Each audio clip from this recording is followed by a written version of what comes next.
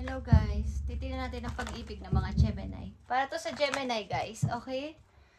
At titingnan natin ang inyong buhay pag-ibig. Kung kayo ay Gemini, titingnan natin ang inyong buhay pag-ibig guys. Para to sa mga Gemini, sa pag-ibig ng mga Gemini.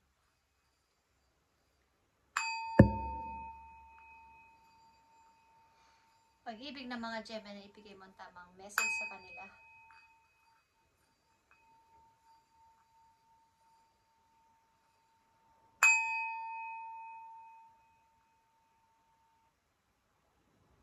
Okay guys. Kumusta na kayo guys sa mga Gemini at matagal-tagal na tayong hindi ko kayo nababasahan. Okay. Para to sa inyo today. Ngayon ay September 18 guys. September 18 sapagkat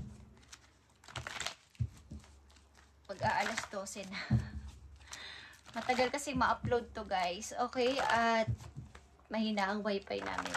But ito ay September 18 reading para sa inyo Gemini. At titingnan natin ang inyong pag-ibig kung ano na nangyayari sa mga Gemini. I need 2 messages dito.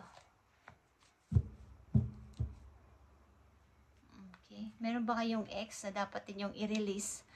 Gemini, meron ba kayong mga ex na dapat ninyo nang i-release? Nangangailangan ng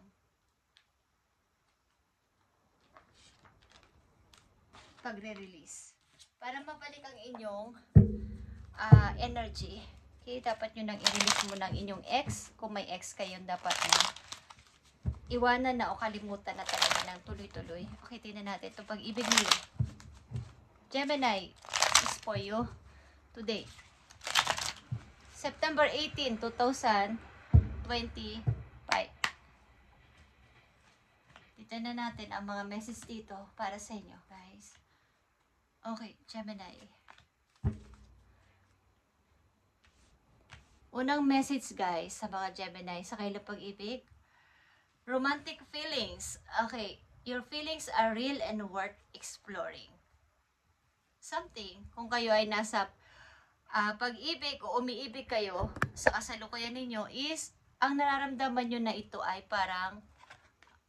para kayo nakalutang sa alapaap, okay? Kayo ay nagmamahal at masaya dito sa pag-ibig na to. O dito sa feelings o nararamdaman nyo na to sa tao na to, okay?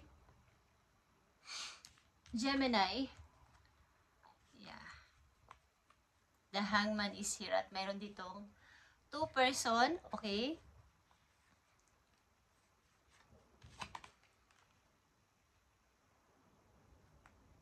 Maaring talaga guys is kayo ay galing sa heartbroken. At may isang person dito na dumating sa buhay ninyo na parang binibigyan kayo ng support o yung tinatawag na pagko-comfort sa kasalukuyan. Parang may nararamdaman kayo na kontento kayo sa ginagawa ng person na to sa inyo. Masaya kayo dito at nanunumbalik na yung inyong energy, nagkakaroon kayo ng kalakasan na sa inyong kasalukuyan nung makilala nyo ang person na to.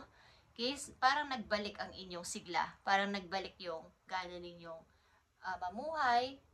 Tumatawa na kayo. Okay? At merong nagkikare sa inyo dito. Something. Okay guys. At pangalawang message sa inyo Gemini. Yeah? Allow your heart and soul to sing with joy. Kayo ay in love sa kasalukuyan guys. At ito'y inyong ialaw. Kumbaga ay sundin ninyo kung ano man ang inyong nararamdaman. Kaya parang nakalutang sa alapaap, guys. Like I said, nangingialam yung pusa ko. Pinapakailaman niya. Okay. At meron ditong 2 of Pentacles, guys. And the 10 of Wands. So, maaaring sa inyong kasalukuyan din is meron pa rin gumugulo sa isip ninyo, but gusto nyo na itong talikuran o ibaba ang gumugulo na to sa isip ninyo. Mari ito ay 2 person, meron kayong nagugustuhan na 2 person, at hindi nyo alam kung, naninimbang kayo kung sino ang pipiliin nyo dito. Okay guys? Meron kayong 2 pinagpipilian or naninimbang matapang sa inyong puso, Gemini. Tingnan natin ito. Kung ano ang mangyayari sa inyong pag-ibig. Gemini, September 18, 2025. Tingnan muna natin itong inyong pag-ibig.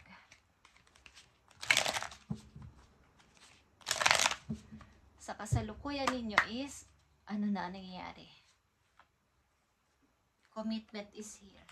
Okay. Itong pag-ibig na to ay mapupunta sa isang, parang makukomit kayo sa tao na to. Magkakaroon to ng, talagang yung parang official na pag-ibig. Yung parang mayroon na kayo talaga masasabi na kayo ay mag-boyfriend, mag-girlfriend na okay. Magkakaroon ito ng pagtaas o pag-level ng inyong, level up ng inyong pagsasama o relasyon. Passion is here. Recognition is here, guys. Ito ay divine will help you recognize sign and miracles. Something. Kayo ay magkabilang mundo o malayo kayo sa isa't isa. Bagamat kung kayo nasa isang place o sa isang bansa, sa isang city, is andun yung kalayuan, may distansya. Kumbaga, hindi kayo magkasama sa bahay ng person na to o sa malapit. Malayo kayo sa isa't isa, okay? At meron ditong pamimili.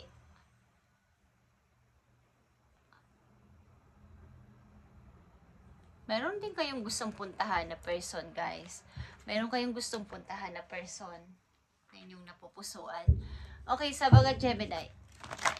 At tingnan naman natin ang inyong sitwasyon o maaaring message sa inyo today, September 18, 2025.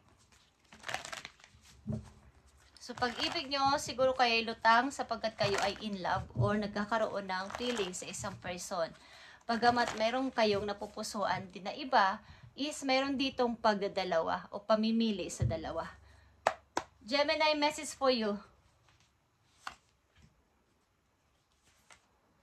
Nice. Okay. Gemini, message for you is watching clouds. Is here. Lay back, rest, and relax. At andito ang grace and gratitude. True gratitude, joy, expand. Okay. Maring andito yung time na kayo ay talagang binabalik nyo yung energy sa inyong katawan o sa inyong sarili. Na mukhang nagpapahinga muna kayo at gusto nyo makarelax-relax man lang sa mga nagdaan na mga buwan o linggo na kayo ay malungkot or parang na-broken. Okay? O na-broke. At maaaring kayo ay nasa ibang lugar, nasa ibang city o ibang bansa at doon pa lang sa inyong mga pinupuntahan, maaaring kayo ay marami nakakasalamuhang person at ipagpatuloy nyo, i-expand nyo ang inyong kabutihan at pagiging matulungin sa iba, sa ibang lugar. Sa ibang lugar kayo andun, ang mga Gemini nandito. Mukhang kayo ay nasa ibang bansa sa nagsasalita ng hindi English. Okay. Sa bansang nagsasalita ng hindi English, kayo andoon. Sa mga Gemini nandito, mukhang kayo ay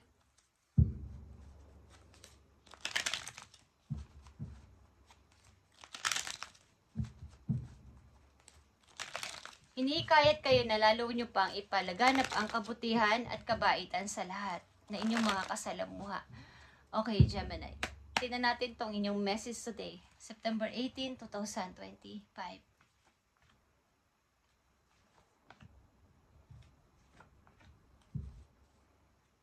Okay. Gemini, andito ang Knight of Cups. Kung kayo ay lalaki, meron kayong gustong puntahan na person, gusto nyo makadate, gusto nyo makasamang kumain sa labas or labas man yun sa loob ng bahay or sa restaurant, gusto nyo o mag-picnic kayo sa labas, sa park or saan man na romantic na place, is meron kayong balak na ayain ang person na to o makasama talaga. Okay. At nandito yung 8 of Swords in reverse. Meron na kayong kagalingan talaga sa inyong puso galing sa kahapon, sa nakaraan. Meron na yung hindi makilala nyo ang person na to, nagkaroon kayo ng kagalakan sa inyong puso. Nawala yung pag-overthink, hindi makatulog.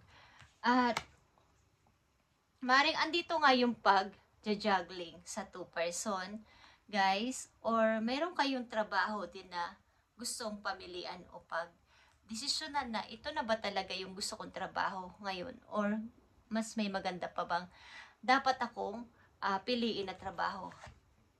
Okay. Andito yung the Fool. Okay. Andito yung nakikita niyo yung pagsisimula ninyo. Okay, nagsimula sa unti-unti yung naiibalik ang inyong energy.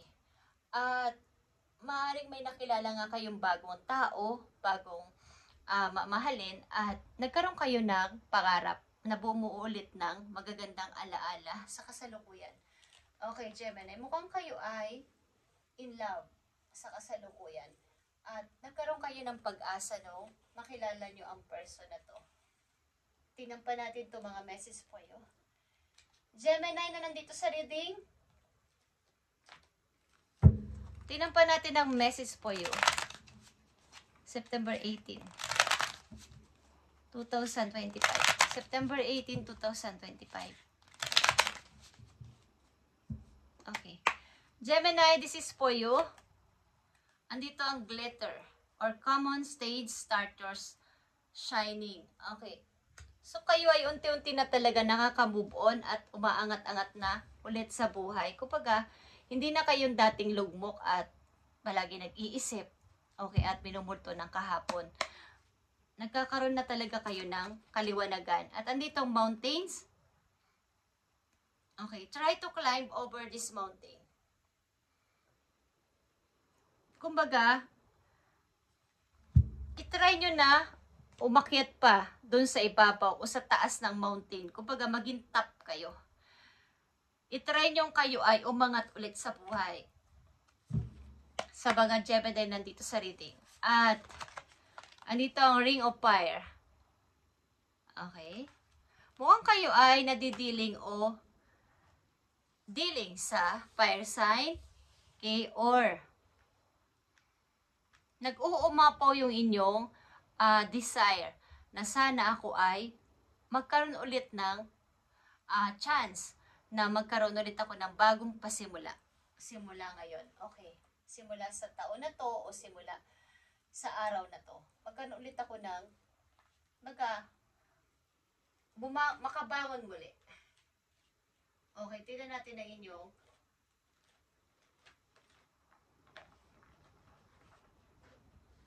gusto kong malaman ng inyong financial and career. Guys, Gemini, para sa mga Gemini ito, September 18, 2025, at nanditong energy is Capricorn, Aries, Aquarius, at Scorpio.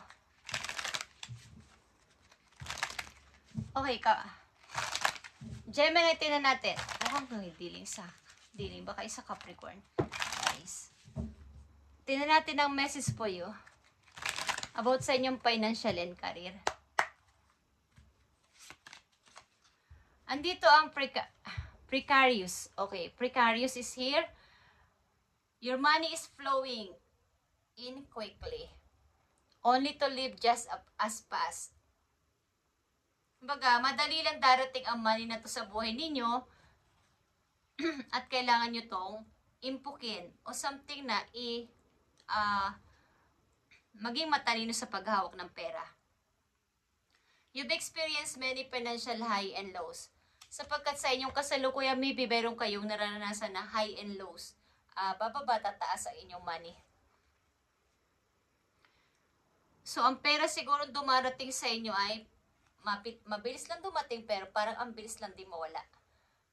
There are past changes regarding a money or unexpected turn in your finances. Madali ding dumadating ang pera, madali ding parang nauubos.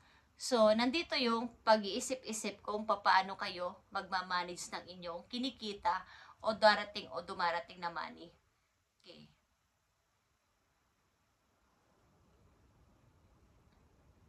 So, andito yung ilan sa inyo dito ay nagmamanifest about sa paano pa mag-grow o dadami ang pera. Ang ilan sa inyo.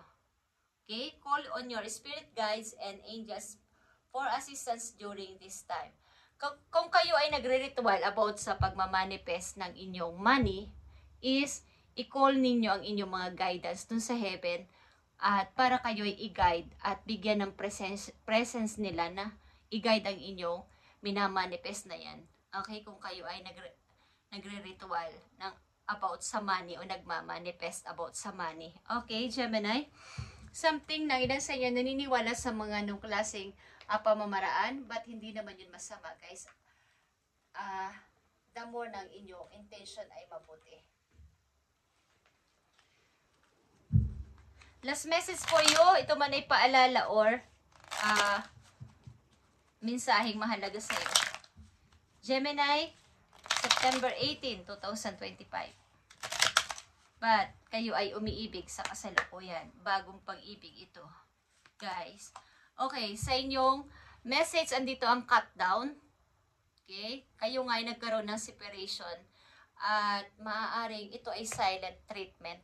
Walang usap-usap, silent lang, at walang mga paninisi, walang away. Basta silent treatment lang ang ginagawa mo sa kanya o ginawa mo sa kanya. At kumbaga, stop the pattern. Kung ito ay nahiwalay na kayo dito, same pattern ay wag nyo na ulit gawin. Kumbaga, yung na-mistake ninyo, mga mali ninyong nagawa dun sa connection na yun, sa inyong kasalukuyan na nagugustuhan na bagong person, is ibahin nyo na ang inyong style para hindi na maulit ang same pattern na nangyari sa inyo sa una ninyong mga minahal na nauwi lang din sa pagsiseparate. Okay, Gemini? Thank you and God bless, Gemini, at pagpalain kayo ni God sa inyong mga gagawin at paplanuhin sa buhay at maging masaya kayo. I-allow your heart sa pagmamahal na ito at i-enjoy lang kung kayo ay umiibig sa kasalukuyan. Thank you and God bless, Gemini.